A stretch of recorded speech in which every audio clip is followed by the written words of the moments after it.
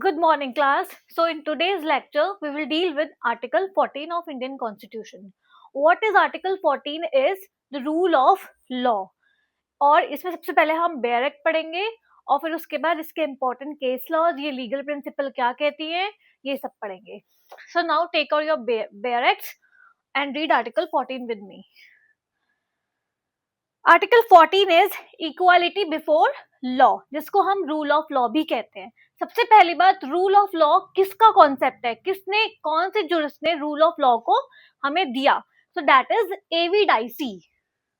We are dealing with article 14, that is equality before law. Equality before law को हम common language में rule of law बोलते हैं. Rule of law is given by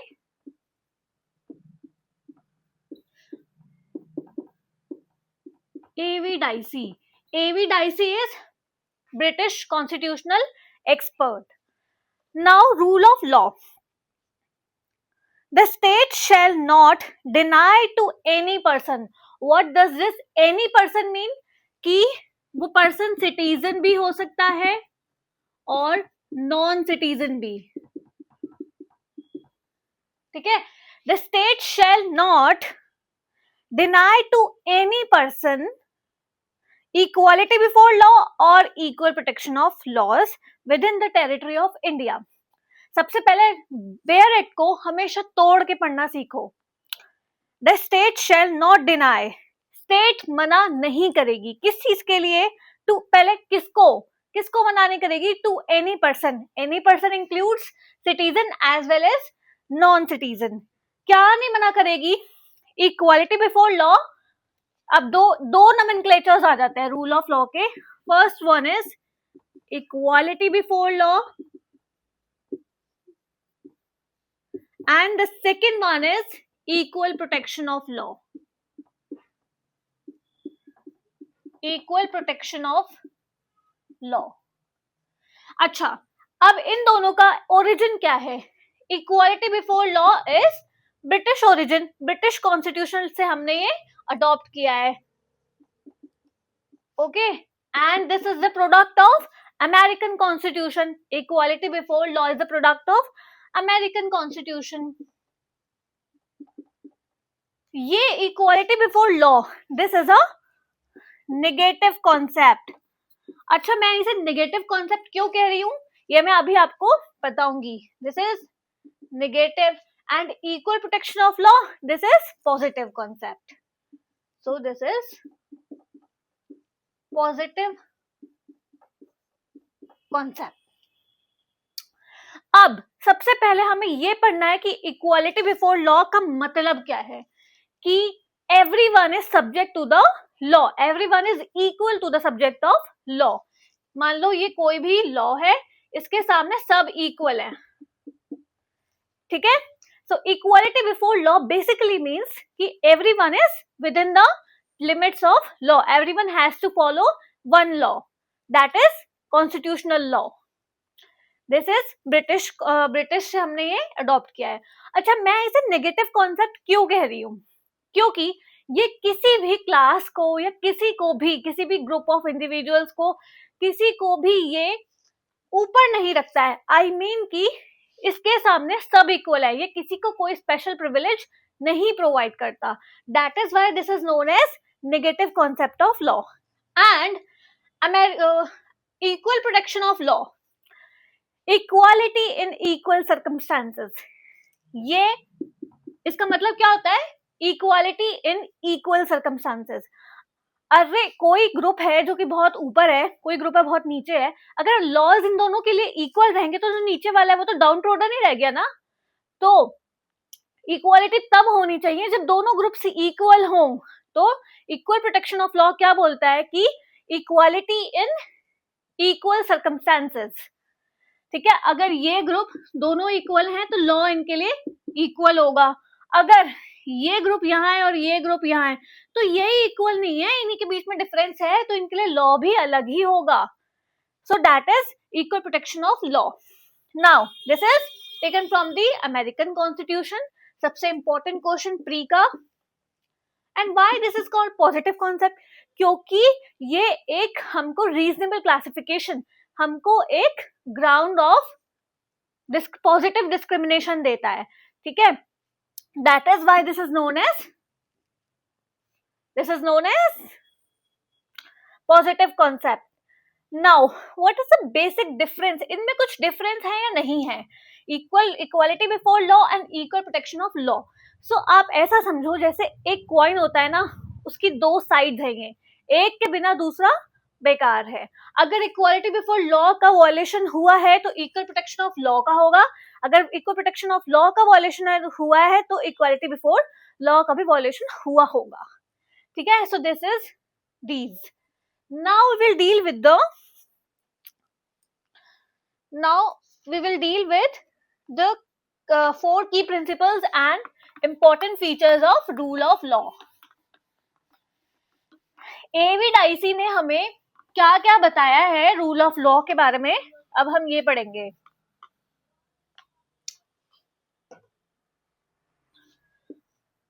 four की principles. ये हम किसके कंटेक्स्ट में पढ़ रहे हैं, एवी डाइसी के. तो फोर की प्रिंसिपल्स क्या हैं. First is accountability, second is equality before law,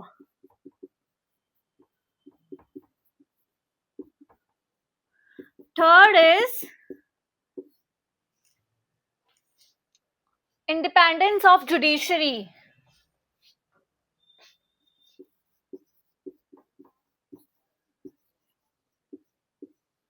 independence of judiciary, and the last one is protection of fundamental rights.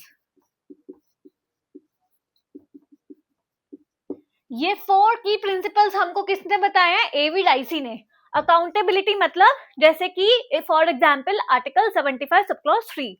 Article 75 sub clause 3 of the Indian constitution हमें ये बताता है कि जितने भी काउंसिल ऑफ मिनिस्टर्स होंगे वो अकाउंटेबल होंगे.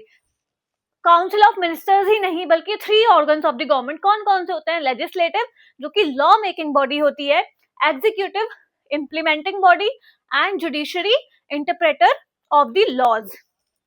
तो ये सारे ऑर्गन्स, ये तीनों ऑर्गन्स एक दूसरे की तरफ अकाउंटेबल हैं, एक दूसरे को अकाउंटेबल हैं, उनको एक दूसरे को आंसर करना पड़ेगा. तो accountability simply means answerable. Now equality before law, जो कि अभी हमने थोड़ी देर पहले समझा कि law is equal for everyone. Independence of judiciary, judiciary के ऊपर अगर मैं क्या मतलब, अगर पार्लियामेंट बाय एनी अमेंडमेंट्स या फिर कोई भी लॉ ऐसा आ जाएगा जो जुडिशरी को रेस्ट्रिक्ट कर देगा, जुडिशरी अपना मेजर फंक्शन ही नहीं कर पा रहा, तो जुडिशरी का कोई मतलब रह जाएगा नहीं. तो जुडिशरी का डेमोक्रेटिक कंट्री में इंडिपेंडेंस होना बहुत जरूरी है. Now protection of fundamental rights, ये बेसिकली कौन करता है, सुप्रीम कोर्ट, ठीक है. तो ये जुडिशरी का फंक्शन है. Now 3 important features. अब रूल ऑफ लॉ के कुछ फीचर्स हैं जो कि एवी डाइसी ने बताए हैं. तो पहला है predominance of legal spirit, predominance of legal spirit. Second is absence of arbitrariness.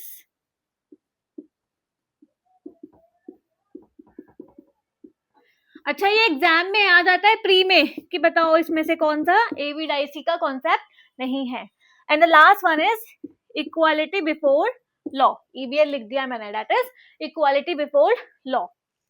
अब प्रीडोमिनेंस ऑफ लीगल स्पिरिट, इसका मतलब क्या होता है कि लॉ का प्रीडोमिनेंस है, ठीक है, लॉ का ही डोमिनेंस है, मतलब constitution is supreme. Now absence of arbitrariness, arbitrariness का मतलब क्या होता है कि डिस्क्रिमिनेशन या फिर गलत तरीके से कुछ भी कर लिया, तो दैट इज आर्बिट्रेरीनेस. आर्बिट्रेरीनेस नहीं होनी चाहिए रूल ऑफ लॉ में, ठीक है. Now the next is equality before law, जो कि वो हमने पढ़ ही चुका है.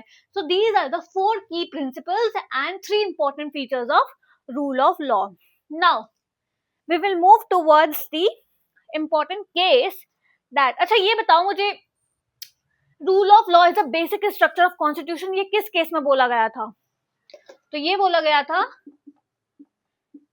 Indira Gandhi versus Rajnarayan, Indira Gandhi versus Rajnarayan 1975. In this particular case, Supreme Court said कि ये क्या कहता है आपका rule of law is the basic structure of constitution. अच्छा, एक और केस है बहुत इंपॉर्टेंट,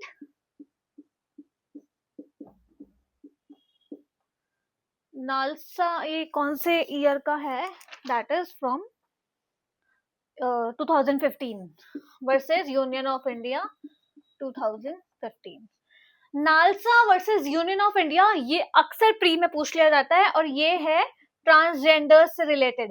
इस केस में सुप्रीम कोर्ट ने ये बोला कि ट्रांसजेंडर्स आर दी पर्सन्स, वो भी एक इंसान है और उनको भी लॉ प्रोटेक्ट करती है. ठीक है, तो ये इस केस में ट्रांसजेंडर्स के इक्वालिटी के बारे में बात की गई है. और किसने बात करी है? सुप्रीम कोर्ट ने. बहुत रिनाउंस, बहुत लैंडमार्क जजमेंट है ये. ठीक है, now we will move towards the scope of article 14. Article 14 की हमने बेसिक डेफिनेशन क्या होता है, दो nomenclatures, that is equality before law and equal protection of law, ये सब हमने पढ़ लिया है. अब हम स्कोप ऑफ आर्टिकल 14 के बारे में पढ़ते हैं. ठीक है,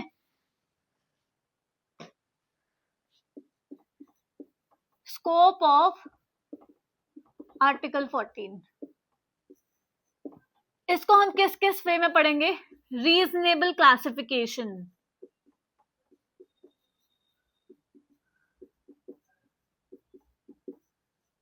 next new concept of equality,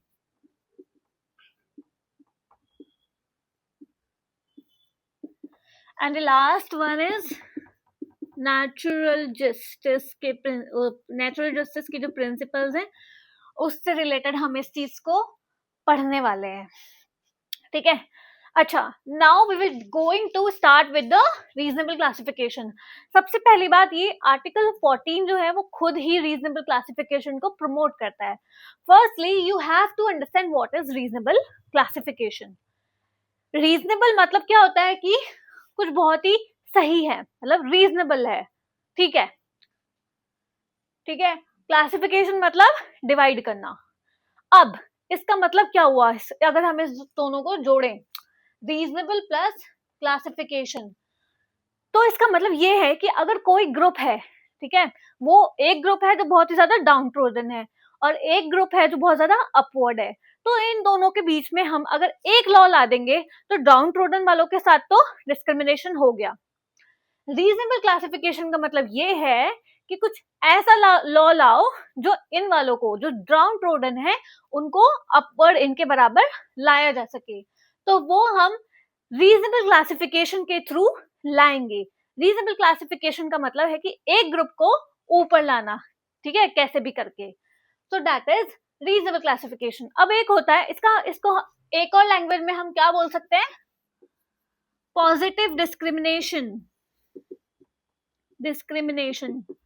okay, now अब इससे अपोजिट दो टर्म्स होती हैं, hostile discrimination and class discrimination.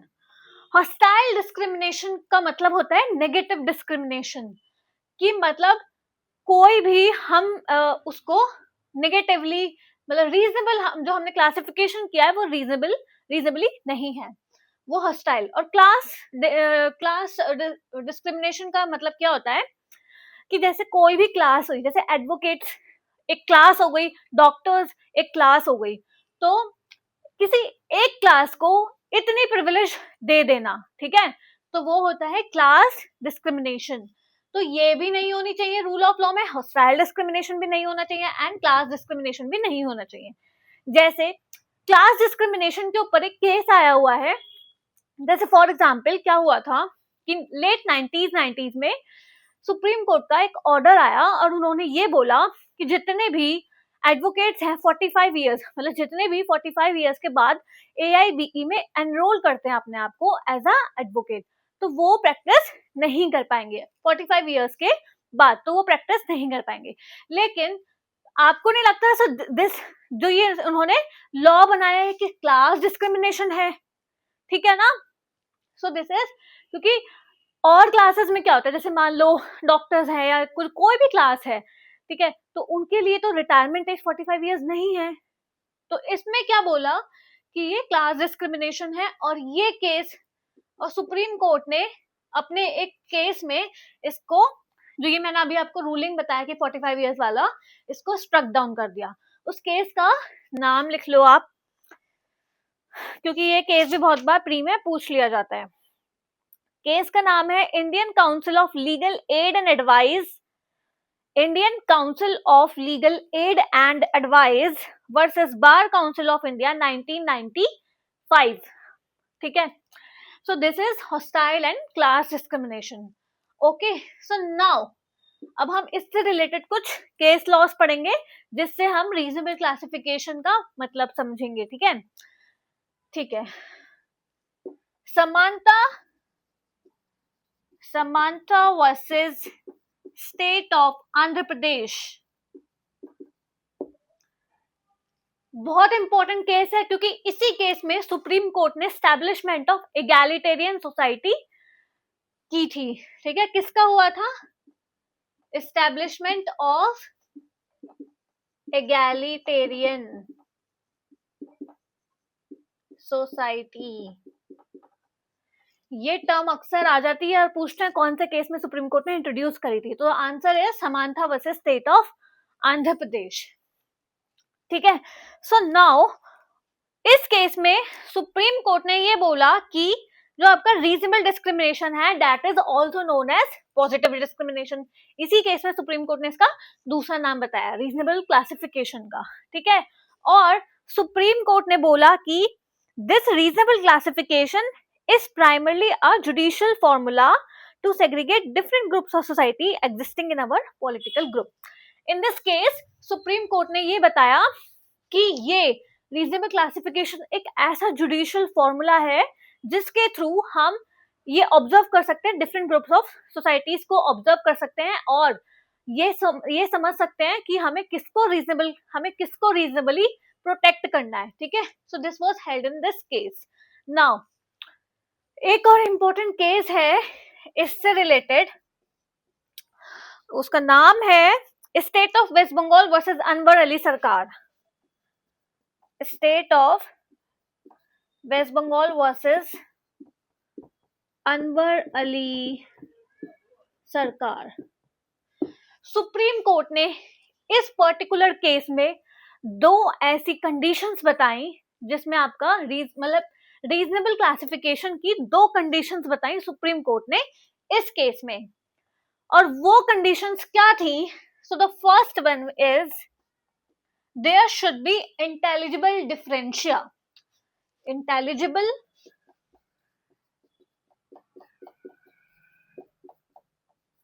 Differentia,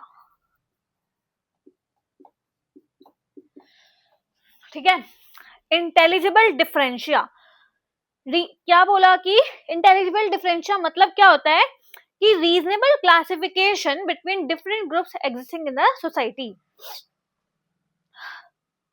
intelligible differentia का मतलब बेसिकली ये होता है कि जो डिफरेंट, ये एक सोसाइटी है और इसके ये डिफरेंट ग्रुप्स हैं, ठीक है, तो इनके बीच में जैसे ये दोनों ऊपर हो गई, ठीक है, ये दोनों सबसे नीचे हो गई, ये बीच की हो गई, तो इनके बीच में रीजनेबल क्लासिफिकेशन होना चाहिए। यही इंटेलिजिबल डिफरेंशिया का मतलब बताया सुप्रीम कोर्ट ने, ठीक है। इसको एक लाइन में अगर आप लिखना चाहते हो तो लिख लो, reasonable classification must be based on intelligible differentia which distinguishes persons or things grouped together from others. Now the second principle जो कि इस केस में बोला गया, वो बोला था कि the differentia must have a rational relation with the origin sought to be achieved by the act. ये जो डिफरेंशिया है, intelligible differentia, it must have a rational relation. किसके साथ? इसका रैशनल रिलेशन किसके साथ होना चाहिए? जो भी उस एक्ट का एक ऑब्जेक्टिव है उसके साथ इसका रैशनल रिलेशन रहना चाहिए. ठीक है, जैसे for example section 11 of the Indian contract act, वो सब आपने पढ़ा होगा. वो क्या बताता है? एज के बेसिस पे कि who can enter into a contract. तो उसमें क्या बोलता है कि माइनर का कॉन्ट्रैक्ट वॉइड है. ठीक है, 18 साल से जो ऊपर है वो कॉन्ट्रैक्ट कर सकता है, लेकिन 18 साल से जो नीचे है वो कॉन्ट्रैक्ट में परफॉर्म नहीं कर सकता. ठीक है, तो ये जो हमने एज डिस्क्रिमिनेशन लाई है, ये हमने क्यों लाई है? क्योंकि जो माइनर का दिमाग होता है वो इतना अच्छे से नहीं सोच पाता ना, तो उसके पीछे एक ऑब्जेक्ट है. ठीक है, तो ये बोला है कि इसका मतलब क्या हुआ कि intelligible differentia must have a rational relation to the act, objective of the act. ठीक है, now will go towards the. अच्छा, क्लास लेजिस्लेशन का मतलब तो आप लोगों को समझ में आ ही गया होगा. ठीक है, अब एक केस है रामकृष्ण धानिया वर्सेस जस्टिस तेंदुलकर. रामकृष्ण धानिया वर्सेस जस्टिस तेंदुलकर, 1958 का ये केस है. ठीक है, इस केस में सुप्रीम कोर्ट ने ये बताया कि आर्टिकल 14 से रिलेटेड बहुत सारी गाइडलाइंस होती हैं जिनको हमें अच्छे से फॉलो करना चाहिए. ठीक है, आर्टिकल 14 से रिलेटेड कुछ गाइडलाइंस बताई इस केस में. एज सच हमें पूरी गाइडलाइंस पढ़ने की कोई एज सच नीड नहीं है, लेकिन बस इतना याद रखना कि इस केस में सुप्रीम कोर्ट ने गाइडलाइंस बताई थी रिलेटिंग टू आर्टिकल 14. ठीक है, नाउ वी विल मूव. अच्छा, एक इंपॉर्टेंट केस और है, Kiranjit Lal Chaudhary versus union of India. ये प्री के लिए इंपॉर्टेंट है. Kiranjit Lal Chaudhary versus union of India. In this particular case supreme court ने ये बोला कि सिंगल पर्सन, कोई एक single person can also constitute a class. ठीक है, one single person can also constitute a class. बस प्री में ऐसा ही क्वेश्चन आ जाता है कि किस केस में ये बोला गया था कि one single person can also constitute a class. So that is the case of Kiranjit Lal Chaudhary versus union of India. Now we will move towards a new concept of equality. New concept of equality. सबसे पहले question यहां से आता है कि ये कौन से केस में बोला गया कि there is a new concept of equality. So the case is EP Royappa versus state of Tamil Nadu. So the case is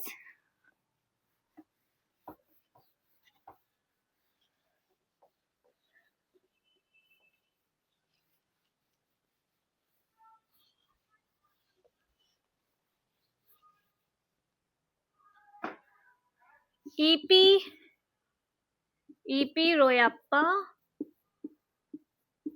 versus state of Tamil Nadu, 1974 और 5, 1974. ठीक है, in this case supreme court ने न्यू कॉन्सेप्ट ऑफ इक्वालिटी को establish किया और ये बोला कि this equality and arbitrariness are sworn enemies.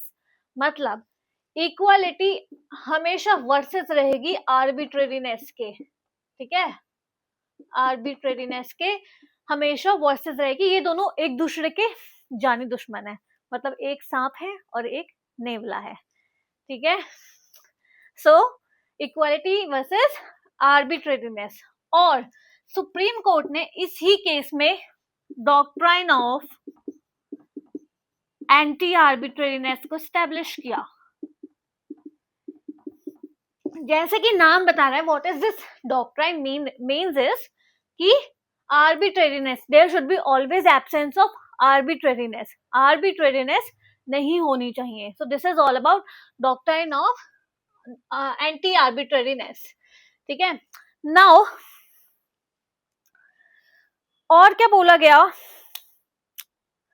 इस केस में? ये बोला गया कि arbitrariness is a lack of restraints in use of authority based on random choice and personal. यही बोला गया कि ये एंटी आर्बिट्रेरीनेस की जो डॉक्ट्राइन है कि ये इक्वालिटी स्टैब्लिश करने के लिए बहुत इंपॉर्टेंट है, और इसलिए सुप्रीम कोर्ट ने बोला कि इक्वालिटी हमेशा अपोजिट साइड रहेगी आर्बिट्रेरीनेस के. जहां पे आर्बिट्रेरीनेस होगी वहां पे इक्वालिटी हो ही नहीं सकती. ठीक है. So this was held in this Ipirappa versus State of Tamil Nadu 1974. बहुत इंपॉर्टेंट केस है, बहुत ही ज्यादा इंपॉर्टेंट केस है. ठीक है. अब हमारे कुछ केस लॉज आते हैं, तो उन केस लॉज को पढ़ते हैं हम. So the first is Air India versus Nagesh Mirza. I think ये सबने अपने टाइम पे सुना ही होगा, air India versus Nagesh Mirza. अच्छा, किसने मिर्जापुर देखी है? मैं तो मिर्जापुर ही लिख रही थी. नागेश मिर्जा. इस केस में होता क्या है? अच्छा, एयर इंडिया से हमेशा ये याद रखना कि ये एक एयर होस्टेस से रिलेटेड केस है. इस केस में टर्मिनेशन ऑफ एयर होस्टेस था कि जब वो प्रेग्नेंट हो जाती है तो उसका टर्मिनेशन हो जाएगा जॉब से. ठीक है. So in this case supreme court ने ये बोला this is not a valid ground. Article 14 is violated here. ठीक है. So this case is related to this. Now we will move towards next case, which is Ekta Shakti Foundation versus Government of NCT Delhi. ठीक है. ये भी important case है. Supreme court ने इस case में क्या बोला? Supreme Court rule that equality clause can not be applied to legitimize an illegal action. ठीक है. सबसे पहले केस का नाम लिख लो, एकता शक्ति foundation versus union of India. ठीक है. इस केस में सुप्रीम कोर्ट ने ये बोला कि आप कोई सा भी ऐसा एक्ट नहीं कर सकते जो कि एक इलेजिटिमेट या फिर एक इलीगल एक्ट को सही करने के लिए कर रहे हो. ठीक है. सो in this case it was held by the Supreme Court that equality clause cannot be applied to legitimize any illegal action. Navtej Singh Johar versus union of India 2018. मुझे नहीं लगता ये केस मुझे बताने की जरूरत है. सुप्रीम कोर्ट ने इस केस में क्या बोला था? सेक्शन 377 ऑफ आईपीसी को स्ट्रक डाउन किया और सुप्रीम कोर्ट ने सेम सेक्स को मतलब टिक कर दिया कि ठीक है. ठीक है. नाउ द नेक्स्ट, ये नवतेज सिंह जोहर वर्सेस यूनियन ऑफ इंडिया 2018, इसको लिख लेना. ठीक है. बस यही केस है आर्टिकल 14 के. इनसे अलावा आपको और आर्टिकल 14 का कोई सा केस नहीं पढ़ना क्योंकि वो एग्जाम में आएगा ही नहीं. Now the next case is Joseph Shine versus union of India. मुझे नहीं लगता मुझे ये भी बताने की जरूरत है क्योंकि इस केस में क्या बोला गया था कि adultery is no more a crime and husband is not a master of wife. ठीक है. अडल्ट्री को हटा दिया गया था. ठीक है. Joseph Shine versus union of India 2018.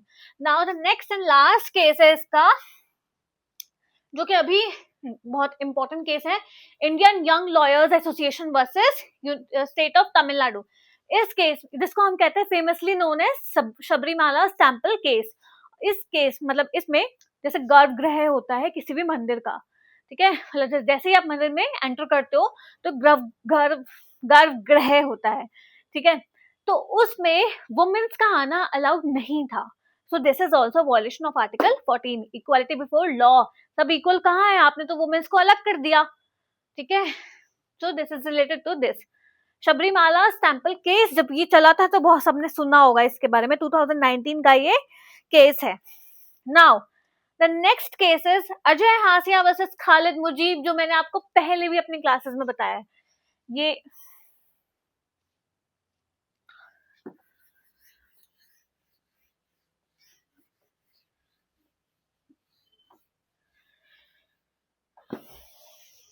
इसको आप एज इट इज लिख लेना, क्योंकि इसकी बस एक ही स्टेटमेंट आती है कि ये स्टेटमेंट कौन से केस में बोली गई है, ठीक है। अजय हासिया वर्सेस खालिद मुजीब, ठीक है। सो इसमें लिख लो सुप्रीम कोर्ट ने क्या बोला, doctrine of reasonable classification is only a facet of wider principle of non arbitrariness. Doctrine of reasonable classification is only a facet of wider principle of non arbitrariness, जो कि भी हमने डॉक्ट्राइन ऑफ नॉन आर्बिट्ररीनेस पढ़ी थी, मतलब वही doctrine of anti आर्बिट्ररीनेस। तो वो बोलता है कि रीजनेबल क्लासिफिकेशन कुछ नहीं है, बस इसी को ही हम थोड़ा वाइडर कर देते हैं, इसका एक वाइडर फेसेट है, ठीक है। So this was held in this case. और इसके अलावा एक आता है हमारा KC Bajaj versus union of India, ये आपका होगा आर्टिकल 14 का लास्ट केस, ठीक है। और इस केस में supreme court held that state cannot arbitrarily pick and choose from any similarly situated person, action of the state can not be arbitrariness and even reasonable classification is subject to scrutiny of this doctrine. इस case में simply supreme court ने ये बोला कि जो भी reasonable classification होगा, ठीक है, वो केवल ऐसे ही हवा में नहीं ले लिया जाएगा, रीजनेबल क्लासिफिकेशन हवा में नहीं होगा, उसका प्रॉपर स्क्रूटनी होनी चाहिए, ठीक है, किसी के भी साथ इनजस्टिस नहीं होना चाहिए। सो इस केस में सुप्रीम कोर्ट ने ये बोला कि हम ऐसे ही नहीं किसी को भी पिक कर लिया, अच्छा ठीक है तुम मेरे अच्छे दोस्त हो, मैं तुम्हें पिक कर लेता हूँ कि तुम्हारे लिए अच्छे लॉ होंगे, अच्छा तुम तो मेरे दुश्मन हो तो तुम्हें भी पिक कर लेता हूँ कि तुम्हें अलग ग्रुप में रखूंगा। So this was held in this case, K C Bajaj versus union of India, ठीक है। ऐसे दुश्मन और दोस्ती वाला केस इससे ऐसे याद रख लेना, बजाज वाला केस, ठीक है। So this was all about article 14। इनसे अलग एज सच कुछ पढ़ने की जरूरत नहीं है, चाहे आप कोई सा भी एग्जाम दे रहे हो, एसएससी का एग्जाम या फिर जुडिशियल सर्विसेज का, यूजीसी नेट का, कोई सा भी एग्जाम आप दे रहे हो, बस यहीं से रिलेटेड आता है। मैं बहुत पिक करके ही आपको पढ़ाती हूँ, कुछ एक्स्ट्रा एज सच नहीं पढ़ाती हूँ, ठीक है। इनसे ना तो आगे आएगा और इनमें से तो आएगा ही आएगा, ठीक है। So this was all about article 14 of the Indian constitution, जो हमने बहुत अच्छे क्रिस्प वे में और बहुत ही पॉइंट टू पॉइंट पढ़ा है, ठीक है। तो ऐसे ही कॉन्स्टिट्यूशनल लॉ या फिर अभी मैं आगे और भी लॉ से रिलेटेड बनाऊंगी वीडियोस, तो ऐसे ही चैनल को सब्सक्राइब करो, वीडियो को लाइक करो। Thank you.